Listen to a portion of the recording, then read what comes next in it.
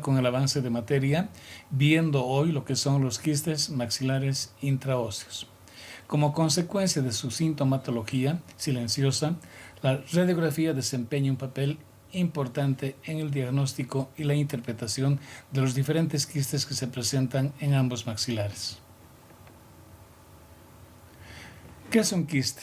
Un quiste es un espacio o una cavidad patológica rellena de líquido, tapizada además por epitelio y rodeada de una pared de tejido conectivo, y se origina a partir de restos del epitelio odontogénico que permanecen después de la formación de las piezas dentarias. ¿Cuáles son los signos clínicos de un quiste? La inflamación y la ausencia de dolor, o sea que son asintomáticos a menos que se reinfecten. Se localizan dentro del maxilar superior como también en el maxilar inferior. Raras veces van a hacerlo en el cóndilo y el proceso coronoideo y con frecuencia en las zonas dentarias por encima del nervio dentario inferior, como también en el interior del seno maxilar. Tienen una forma redondeada u oval que nos hace recuerdo a un balón o una pelota si quieren.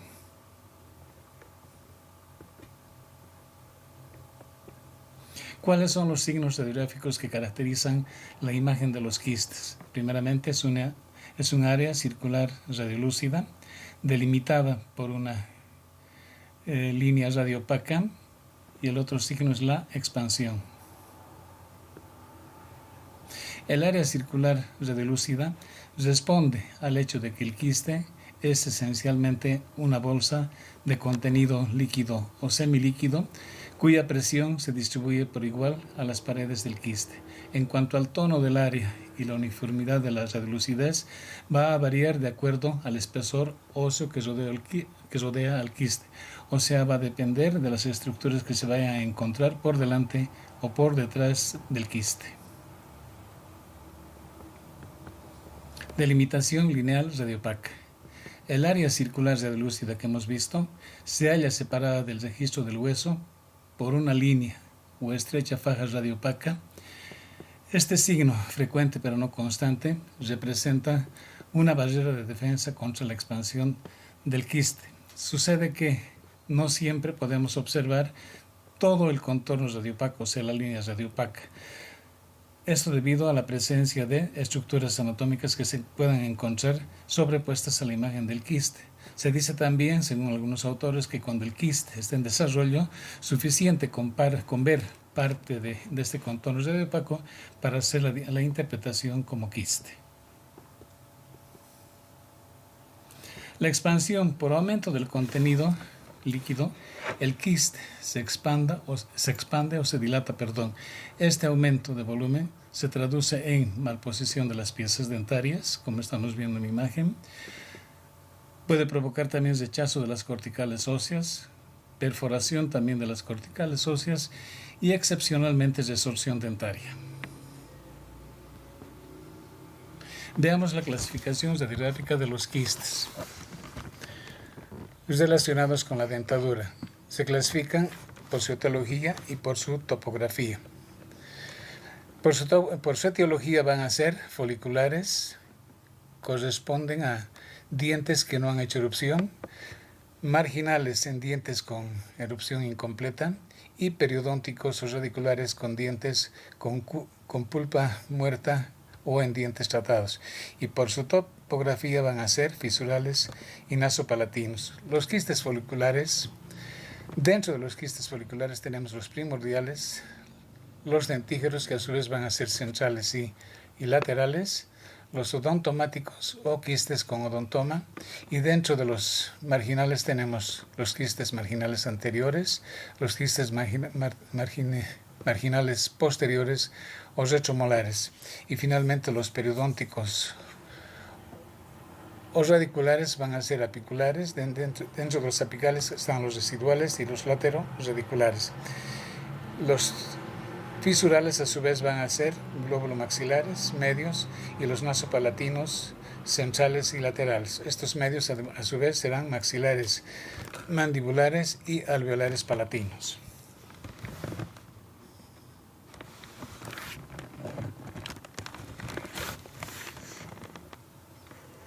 Los quistes maxilares intraóseos, veamos su posición.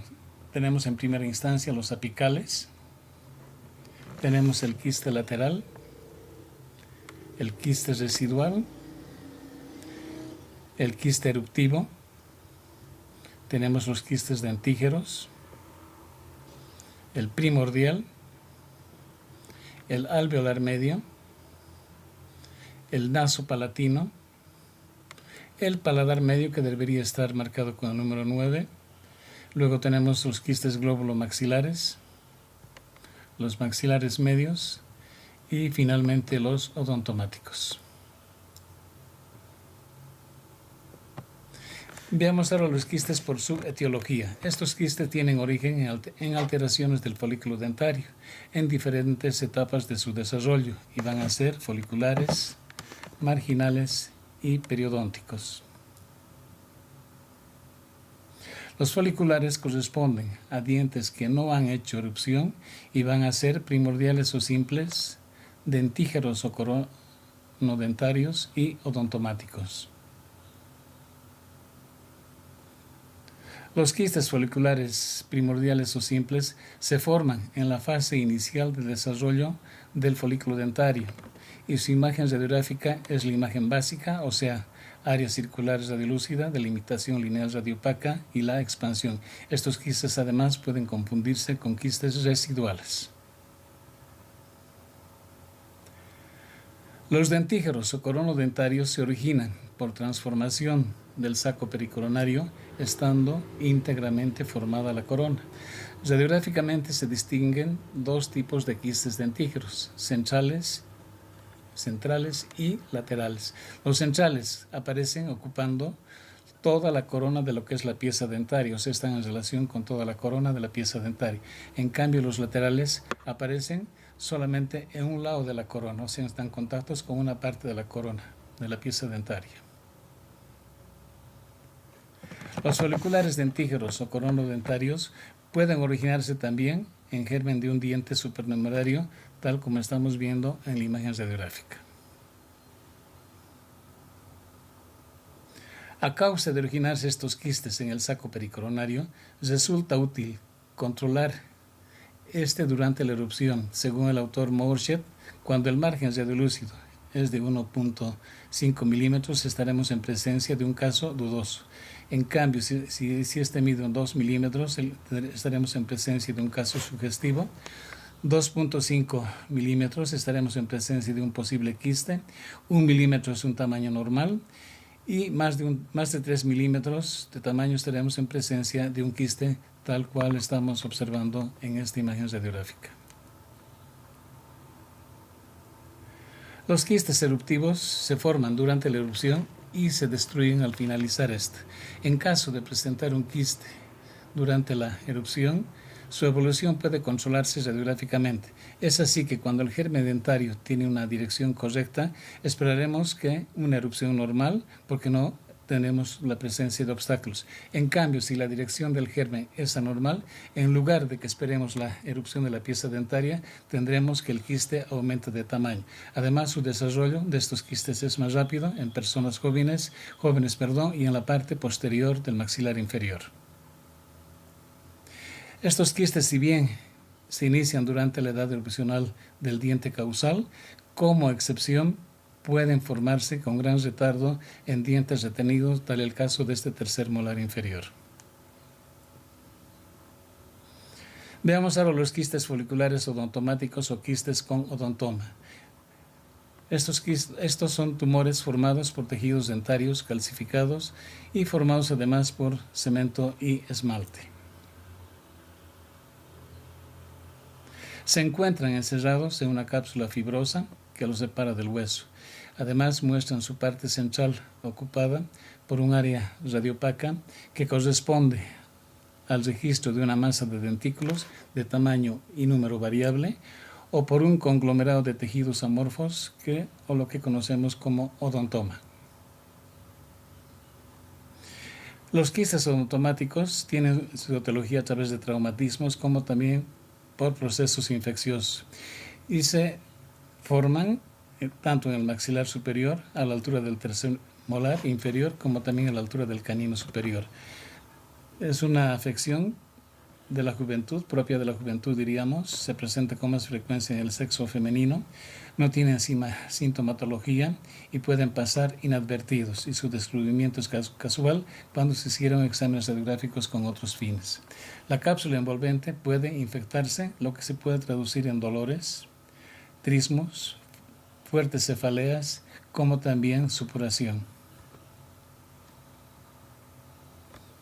Se reporta el caso de un niño de 9 años de edad, de cuyo maxilar superior e inferior se extrajeron tumores formados por masas dentarias con 150 a 200 dientes. Un año y medio después, se extrajeron 150 dientes. Es por esta razón que algunos autores a esta enfermedad la conocen como una locura adamantina. Los quistes marginales pueden considerarse también dentígeros tipo lateral, porque se originan a partir de restos del epitelio del saco pericoronario y se forman en dientes con erupción incompleta y son propios del tercer molar inferior y se van a dividir en anteriores y posteriores o retromolares.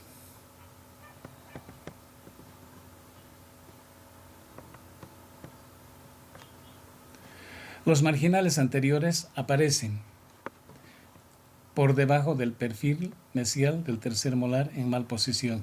Estos quistes son relativamente raros. En cambio, los marginales posteriores o retromolares ocupan el espacio retromolar y tienen como límites dentarios la cara distal y parte de la cara oclusal de la corona del tercer molar. Esto determina la característica forma semilunar radiográfica de estos pequeños quistes. Para su interpretación diferencial radiográfica debemos recordar que el espacio retromolar normal no tiene más de 1 milímetro de ancho, o sea, cuando encontremos este espacio con más de 1 milímetro de ancho estaremos en presencia de un quiste marginal posterior o retromolar. Veamos ahora los quistes periodónticos o radiculares. Estos quistes se originan en los restos epiteliales de Malacés, se forman en dientes con pulpa muerta o también en dientes tratados y se van a dividir en apicales, dentro de los cuales están los residuales, y los lateroradiculares. Los apicales se forman alrededor de un ápice dentario radiográficamente intacto dentro del área radiolúcida, con las características o signos radiográficos que ya hemos mencionado de los quistes, o sea, área circular radiolúcida, delimitación lineal radiopaca y la expansión. Representan estos quistes apicales el 80% de todos los quistes de los maxilares y la incidencia es mayor desde la tercera década de vida.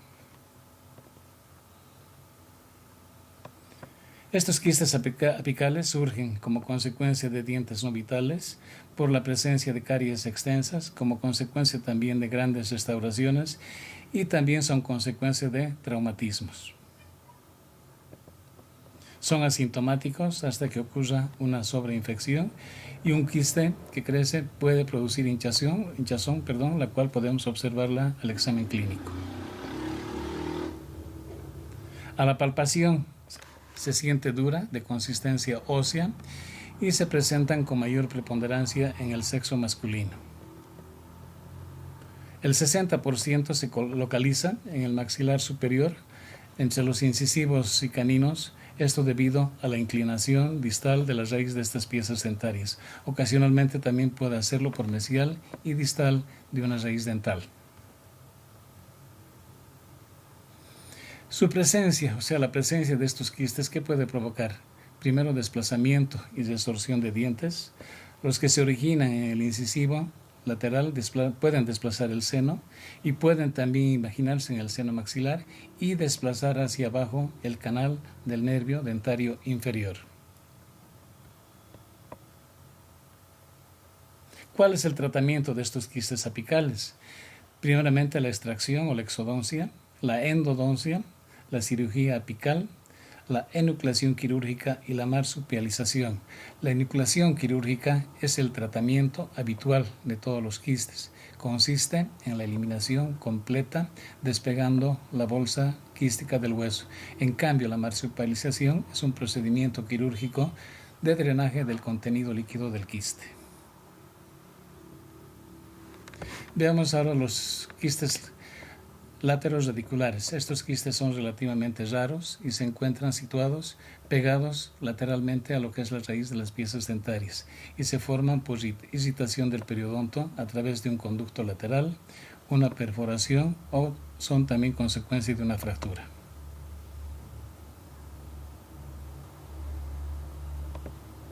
Se desarrollan tras la extirpación incompleta del quiste original periodóntico.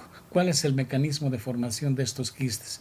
Sucede que cuando se abre la exodoncia de una pieza dentaria que tenga un granuloma, independientemente del granuloma o de la pieza dentaria, este quiste que puede haberse desprendido del ápice de la pieza dentaria que hemos extraído puede proseguir su desarrollo formando esto que conocemos como quiste residual. Estos quistes residuales tienen una forma ovalada o circular, son asintomáticos y su descubrimiento es accidental, o sea, cuando se hicieron radiografías con otros fines y se desarrollan en ambos maxilares y con más frecuencia en el maxilar inferior, sobre todo en áreas desdentadas. Provocan además desplazamiento dental o reabsorción y desplazan también el canal del nervio dentario inferior. El tratamiento de estos quistes residuales es la extirpación quirúrgica o la marsupialización, si acaso los quistes son grandes. Con lo que terminamos, gracias.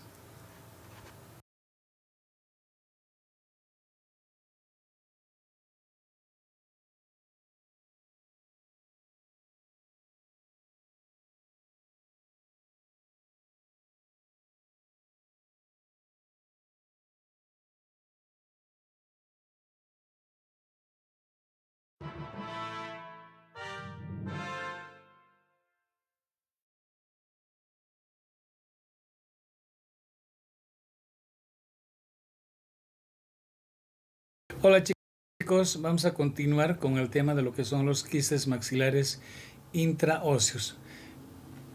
Vamos a ver hoy lo que son los quistes por su topografía. Estos quistes tienen origen independiente de los tejidos dentarios, contrariamente al grupo anterior, pero por estar en íntima relación con las piezas dentarias, pueden confundirse especialmente con los quistes apicales y se van a clasificar en fisurales y nasopalatinos. Los quistes fisurales no son muy frecuentes y se forman en la unión de los procesos embrionarios faciales y aparecen entre las raíces de las piezas dentarias anteriores y se van a clasificar en glóbulo-maxilares y medios. Los glóbulo-maxilares se originan en la unión de los procesos globular y maxilar. Radiográficamente se lo observa de contornos bien definidos, ubicados entre las raíces de los incisivos laterales y el canino. El signo expansión se manifiesta radiográficamente mostrando las raíces dentarias anormalmente separadas, tal cual estamos viendo en esta imagen radiográfica. Tienen una forma característica de higo o de aerostato por la presión que ejercen las piezas dentarias sobre este quiste. Los medios se sitúan en la sutura intermaxilar, pueden presentarse entre las apófisis alveolares o entre las apófisis palatinas y se van a denominar respectivamente quistes medios alveolares y quistes medios palatinos. Los quistes medios alveolares aparecen entre las raíces de los incisivos centrales superiores, por debajo del agujero palatino anterior. Son de un tamaño reducido y por la presión que ejercen estos quistes, las raíces de las piezas dentarias, es que adquiere esta forma elíptica. Los quistes medios palatinos aparecen en la parte media del paladar por encima del agujero palatino anterior. Esta característica ubicación es que permite identificarlos en las imágenes radiográficas. Excepcionalmente, estos quistes medios pueden presentarse en la línea media del maxilar inferior. Veamos los quistes nasopalatinos. Estos quistes relativamente frecuentes, su denominación indica su ubicación. Algunos autores los denominan o los conocen como quistes medios anteriores. Estos quistes nasopalatinos representan el 10% de los quistes maxilares y se presentan sobre todo entre la cuarta y séptima década de vida y con más frecuencia en el sexo masculino, o sea en varones, y se van a clasificar en centrales y laterales. Los laterales se presentan en los conductos laterales y cuando adquieren, o sea cuando tienen un tamaño pequeño, no tienen ninguna significación clínica. Los quistes nasopalatinos se desarrollan dentro de la fosa palatina a partir de cualquier forma de irritación, ya sea química, bacteriana, como también traumática, como consecuencia de prótesis mal ajustadas, como también por traumatismos masticatorios. Estos quistes son asintomáticos a menos que se infecten y el síntoma más frecuente es una hinchazón, la que podemos observar clínicamente, pequeña, bien delimitada, y por detrás de la papila palatina y además fluctuante. Cuando se desarrollan hacia la bóveda palatina, el color de la fibra mucosa que cubre el quiste es rojo vinoso. Aquí observamos la imagen radiográfica del quiste nasopalatino. Estos quistes nasopalatinos, por su expansión, adquieren una forma de pera o de corazón de naipe francés. Esto porque en su expansión llega a chocar con la espina nasal anterior y es por esto que adquiere esta forma de pera o de corazón. En los casos en que la forma y el tamaño del registro haga dudar de si se trata de un quiste o un foramen nasopalatino grande, debemos recordar que el foramen nasopalatino tiene forma elíptica y límites indefinidos. En cambio, el quiste, además de tener límites definidos, tiene una forma circular. Su desarrollo hacia vestibular pueden modificar el surco vestibular y además pueden provocar cambio de la fisonomía o de la línea fisonómica de la persona. Los nasopalatinos, por su expansión también, pueden penetrar en la cortical labial y provocar hinchazón del frenillo labial. La presión sobre el nervio palatino además causa sensación de escozor sobre la mucosa palatina. Cuando se hacen dolorosos, hay sensación de reflejo sobre el ala de la nariz, sobre la arcada dentaria, como también en los ojos. El fluido quístico puede drenar en la boca y el paciente detecta el líquido de sabor salado. Estos quistes nasopalatinos van a provocar reabsorción radicular, como estamos viendo en la imagen. Pueden provocar también la divergencia de las raíces de los incisivos centrales. Pueden expandir la cortical labial o palatina. Pueden provocar también el desplazamiento hacia arriba del suelo de las fosas nasales y la presión del quiste también puede provocar malposición dentaria. ¿Cuál es el tratamiento de estos quistes nasopalatinos?